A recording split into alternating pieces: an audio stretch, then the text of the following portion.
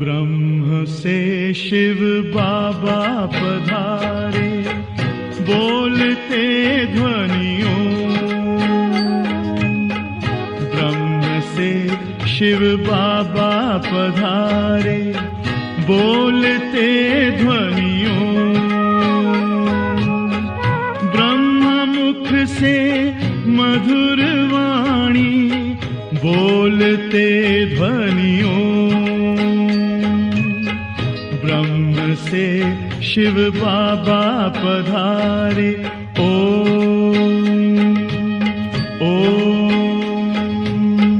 ओम शांति। आज 1 जुलाई 2024 बाबा के महावाक्य हैं। मीठे बच्चे, शांति धाम पावन आत्माओं का घर है। उस घर में चलना है तो संपूर्ण पावन बनो। प्रश्न है, बाप सभी बच्चों से कौन सी गारंटी करते हैं? उत्तर है, मीठे बच्चे, तुम मुझे याद करो तो मैं गारंटी करता हूँ कि बगैर सजा खाए तुम मेरे घर में चलेंगे। तुम एक बाप से दिल लगाओ, इस पुरानी दुनिया को देखते भी नहीं देखो। इस दुनिया में रहते पवित्र बनकर दिखाओ तो बाबा तुम्हें विश्व की बादशाही अवश्य देंगे। ओम शांति।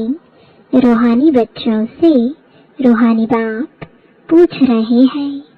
यह तो बच्चे जानते हैं, बाप आया है हम बच्चों को अपने घर ले जाने लिए। अब घर जाने की दिल होती है, वह है सब आत्माओं का घर।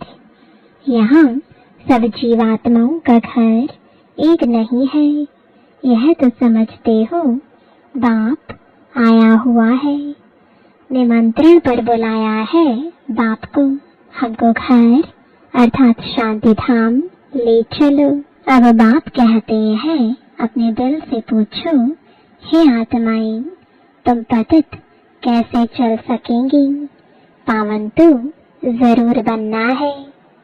अब घर चलना है और तो कोई बात नहीं कहते। भक्ति मार्ग में तुमने इतना समय पुरुषार्थ किया है, किसके लिए? मुक्ति के लिए। तो आप बाप पूछते हैं, घर चलने का विचार है? बच्चे कहते, बाबा इसके लिए ही तो इतनी भक्ति की है।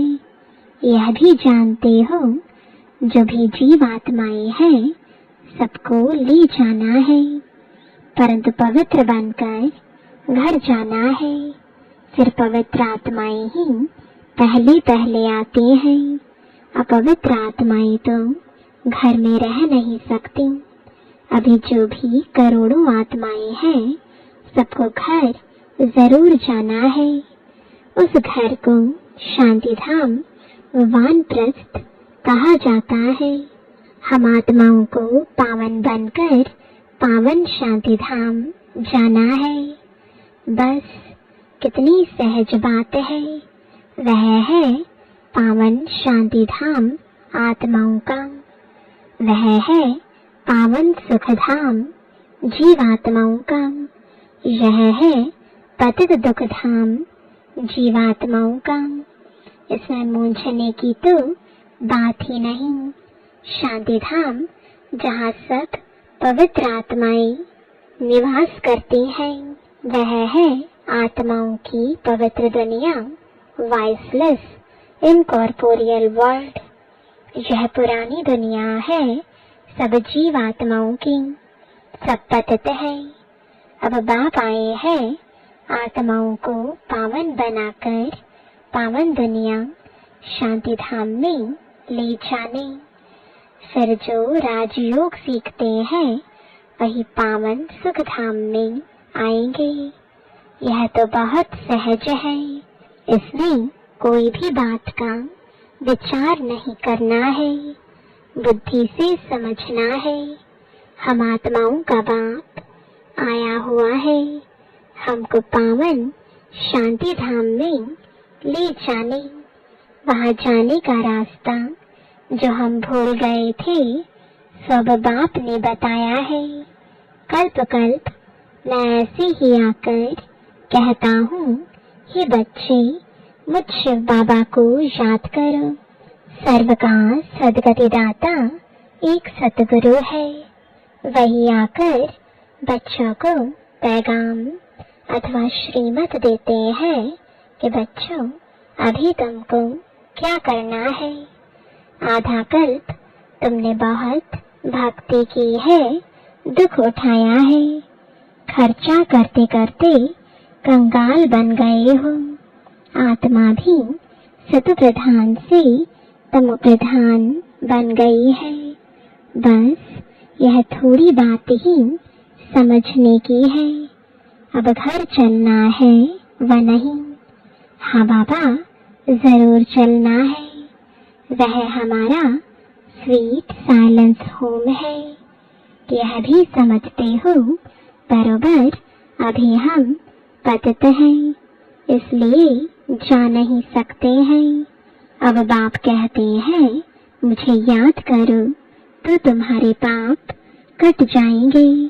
कल्प कल्प यही पैगाम देता हूँ, अपने को आत्मा समझो।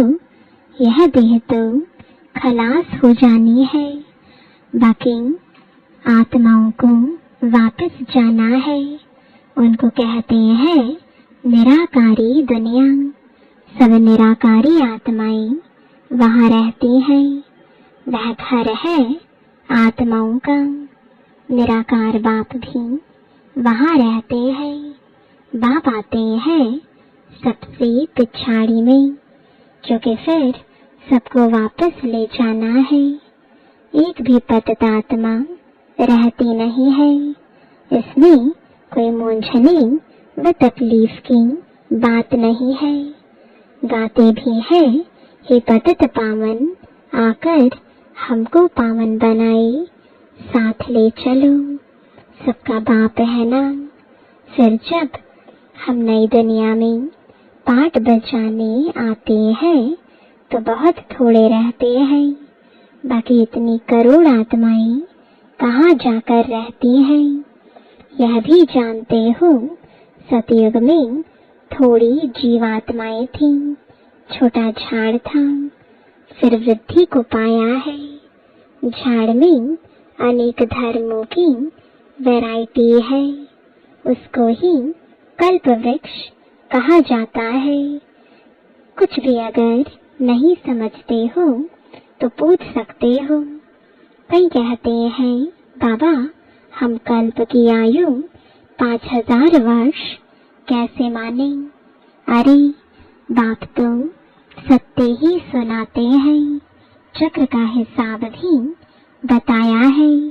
इस कल्प के संगम पर ही बाप आकर दैवी राजधानी स्थापन करते हैं, जो अभी नहीं है। सतयुग में फिर एक दैवी राजधानी होगी। इस समय तुमको रचना और रचना का ज्ञान सुनाते हैं। बाप कहते हैं मैं कल्प कल्प कल्प के संगम युगे आता हूँ, नई दुनिया की स्थापना करता हूँ। पुरानी दुनिया खत्म हो जानी है। ड्रामा प्लान अनुसार नई से पुरानी, पुरानी से नई बनती है। इसके 4 भाग भी पूरे हैं, जिसको स्वास्तिका भी कहते हैं, परंतु समझते कुछ भी नहीं है। भक्ति मार्ग में तो जैसे गुड़ियों का खेल खेलते रहते हैं। अथाह चित्र है, दीपमाला पर खास दुकान निकालते हैं, अनेकानेक चित्र है। अभी तुम समझ गए हो, एक है शिव बाबा और हम बच्चे। फिर यहाँ आओ तो लक्ष्मी नारायण का राज्य, फिर राम सीता का राज्य, फिर बाद में और धर्म आते हैं, जिससे तुम बच्चों का कनेक्शन ही नहीं है। वह अपने अपने समय पर आते हैं, फिर सबको वापस जाना है। तुम बच्चों को भी अब घर जाना है। यह सारी दुनिया विनाश होनी है। अब इसमें क्या रहना है। इस दुनिया से दिल ही नहीं लगती। दिल लगानी है एक माशूक से। वह कहते हैं मुझे एक के साथ दिल लगाओ तो तुम पावन बनेंगे। अब बहुत गई थोड़ी रही, टाइम जाता रहता है। योग में नहीं रहे होंगे तो फिर अंत में वह बहुत पश्चाताप करेंगे, सजा खाएंगे, पद भी भ्रष्ट हो जाएगा। यह भी तुमको अभी मालूम पड़ा है कि अपना घर छोड़े हमको कितना समय हुआ है।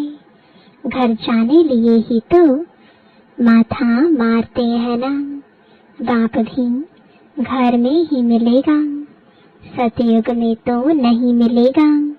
मुक्ति धाम में जाने के लिए मनुष्य कितनी मेहनत करते हैं, उसको कहा जाता है भक्ति मार्ग। अभी भक्ति मार्ग खलास होना है। ड्रामानुसार अभी मैं तुमको घर ले जाने के लिए आया हूँ। जरूर ले जाऊंगा। जितना जो पावन बनेंगे उतना ऊंच पद पाएंगे। इसमें मूंझने की बात ही नहीं। बाप कहते हैं बच्चे तुम मुझे याद करो, मैं गारंटी करता हूँ तुम बगैर सजा खाए घर चले जाएंगे। याद से तुम्हारे विकर्म विनाश होंगे। अगर याद नहीं करेंगे तो सजाएं खानी पड़ेंगी, पद भी भ्रष्ट हो जाएगा। हर 5000 वर्ष बाद मैं यही आकर समझाता हूँ। मैं अनेक बार आया हूँ तुमको वापस ले जाने। तुम बच्चे ही हार जीत का पाठ बजाते हो, फिर मैं आता हूँ ले जाने। यह है पतित दुनिया, इसलिए गाते भी हैं पतित पावन आओ। हम विकारी पतित हैं, आकर निर्विकारी पावन बनाओ। यह है विकारी दुनिया। अभी तुम बच्चों को संपूर्ण निर्विकारी बनना है। जो पीछे आते हैं वह सजा खाकर जाते हैं, इसलिए फिर आते भी ऐसी दुनिया में है जहाँ 2 कला कम हो जाती है। उनको संपूर्ण पवित्र नहीं कहेंगे। इसलिए अब पुरुषार्थ भी पूरा करना चाहिए। ऐसा ना हो कि कम पद हो जाए। भला रावण राज्य नहीं है, परंतु पद तो नंबरवार है ना। आत्मा में खाद पड़ती है तो फिर उनको शरीर भी ऐसा मिलेगा। आत्मा गोल्डन एज से सिल्वर एज बन जाती है। चांदी की खाद आत्मा में पड़ती है, फिर दिन प्रतिदिन जाती छीछी खाद पड़ती है मुलम्मे की। बाप बहुत अच्छी रीति समझाते हैं। कोई नहीं समझते हैं तो हाथ उठाओ। जिसने 84 जन्मों का चक्र लगाया है उनको ही समझाएंगे। बाप कहते हैं इनके 84 जन्मों के अंत में मैं आकर प्रवेश करता हूँ। इनको ही फिर पहले नंबर में आना है। जो पहले था वह लास्ट में है, उनको ही पहले नंबर में जाना है। जो बहुत जन्मों के अंत में पतित बन गया है, मैं पतित पावन उनके ही शरीर में आता हूँ, उनको पावन बनाता हूँ। कितना क्लियर कर समझाता हूँ। बाप कहते हैं मुझे याद करो तो तुम्हारे पाप भस्म होंगे। गीता का ज्ञान तुमने बहुत सुना और सुनाया है, परंतु उनसे भी तुमने सदगति को नहीं पाया। बहुत सन्यासियों ने तुमको मीठी मीठी आवाज से शास्त्र सुनाए, जिस आवाज को सुनकर बड़े बड़े आदमी जाकर इकट्ठे होते हैं। कनरस है ना, भक्ति मार्ग है ही कनरस। इसमें तो आत्मा को बाप को याद करना है। भक्ति मार्ग अब पूरा होता है। बाप कहते हैं, मैं तुम बच्चों को ज्ञान देने आया हूँ जो कोई नहीं जानते। मैं ही ज्ञान का सागर हूँ। ज्ञान कहा जाता है नॉलेज को। तुमको सब कुछ पढ़ाते हैं, 84 का चक्र भी समझाते हैं। तुम्हारे में सारी नॉलेज है। स्थूल वतन से सूक्ष्म वतन क्रॉस कर फिर मूल वतन में जाते हो। पहले पहले है लक्ष्मी नारायण की डायनेस्टी। वहाँ विकारी बच्चे नहीं होते, रावण राज्य ही नहीं, युग बल से सब कुछ होता है। तुमको साक्षात्कार होता है। अब बच्चा बन गर्भ महल में जाना है। खुशी से जाते हैं। यहाँ तो मनुष्य कितना रोते चिल्लाते हैं। यहाँ तो गर्भ जेल में जाते हैं ना। वहाँ रोने पीटने की बात नहीं।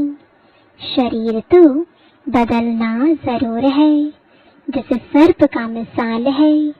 इसमें मूंझने की बात ही नहीं, जास्ती पूछने का रहता नहीं है। एकदम पावन बनने के पुरुषार्थ में लग जाना चाहिए। बाप को याद करना मुश्किल होता है क्या? बाप के सामने बैठे हो ना। मैं तुम्हारा बाप तुमको सुख का वर्षा देता हूँ। तुम यह एक अंतिम जन्म याद में नहीं रह सकते हो। यहाँ अच्छी रीति समझते भी हैं, फिर घर में जाकर स्त्री आदि का चेहरा देखते हैं तो माया खा जाती है। बाप कहते हैं, कोई में भी ममत्व नहीं रखो, वह तो सब कुछ खत्म होना ही है। याद तो एक बाप को ही करना है। चलते फिरते बाप और अपनी राजधानी को याद करो। दैवी गुण भी धारण करने हैं। सतयुग में यह गंदी चीजें मांस आदि होता ही नहीं। बाप कहते हैं, विकारों को भी छोड़ दो। हम तुमको विश्व की बादशाही देता हूँ। कितनी आमदनी होती है तो क्यों नहीं पवित्र रहेंगे। सिर्फ एक जन्म पवित्र रहने से कितनी भारी आमदनी हो जाती है। भल इकट्ठे रहो, ज्ञान तलवार बीच में हो। पवित्र रह दिखाया तो सबसे ऊंच पद पाएंगे, क्योंकि बाल ब्रह्मचारी ठहरे। फिर नॉलेज भी चाहिए, औरों को आप समान बनाना है। सन्यासियों को दिखाना है कि कैसे हम इकट्ठे रहते पवित्र रहते हैं, तो समझेंगे इनमें तो बड़ी ताकत है। बाप कहते हैं, इस एक जन्म पवित्र रहने से 21 जन्म तुम विश्व के मालिक बनेंगे। कितनी बड़ी प्राइज मिलती है, तो क्यों नहीं पवित्र रह दिखाएंगे। टाइम ही बाकी थोड़ा है, आवाज भी होता रहेगा, अखबार में भी पड़ेगा। रिहर्सल तो देखी है ना, एक एटम बॉम्ब से क्या हाल हो गया। अभी तक हॉस्पिटल में पड़े हैं। अभी तो ऐसे बॉम्ब आदि बनाते हैं जो कोई तकलीफ नहीं, फट से खत्म। और यह रिहर्सल होकर फिर फाइनल होगा। देखेंगे फट से मरते हैं व नहीं, फिर और युक्ति रचेंगे, हॉस्पिटल आदि होगी नहीं। कौन बैठ खिदमत यानी सेवा करेंगे, कोई ब्राह्मण आदि खिलाने वाला नहीं रहेगा। बॉम्ब छोड़ा और खलास, अर्थक्वेक में सब दब जाएंगे, देरी नहीं लगेगी। यहाँ ढेर मनुष्य है, सतयुग में बहुत थोड़े होते हैं, तो इतने सब कैसे विनाश होंगे। आगे चल देखना है, वहाँ तो शुरू में 9 लाख है। फकीर भी तुम हो, साहेब भी तुमको प्यारा है। अभी सबको छोड़ अपने को आत्मा समझ लिया है। ऐसे फकीरों को बाप प्यारा लगता है। सतयुग में बहुत छोटा सा झाड़ होगा। बातें तो बहुत समझाते हैं, जो भी एक्टर्स हैं सब आत्माएं अविनाशी हैं, अपना अपना पार्ट बजाने आते हैं। कल्प कल्प तुम ही आकर बाप से स्टूडेंट बन पढ़ते हो, जानते हो बाबा हमको पवित्र बनाकर साथ ले जाएंगे। बाबा भी ड्रामा अनुसार बंधायमान है, सबको वापस जरूर ले जाएंगे। इसलिए नाम ही है पांडव सेना। तुम पांडव क्या कर रहे हो? तुम बाप से राज्य भाग्य ले रहे हो, हुबहू कल्प पहले मिसल, नंबरवार पुरुषार्थ अनुसार। अच्छा, मीठे मीठे सिकिलदे बच्चों प्रति माता पिता बाप दादा का याद प्यार और गुड मॉर्निंग। रूहानी बाप की रूहानी बच्चों को नमस्ते। रूहानी बच्चों की रूहानी बाप दादा को गुड मॉर्निंग और नमस्ते। धारणा के लिए मुख्य सार है, पहला, बाप का प्यारा बनने के लिए पूरा फकीर बनना है। देह को भी भूल स्वयं को आत्मा समझना ही फकीर बनना है। बाप से बड़े ते बड़ी प्राइज लेने के लिए संपूर्ण पावन बनकर दिखाना है।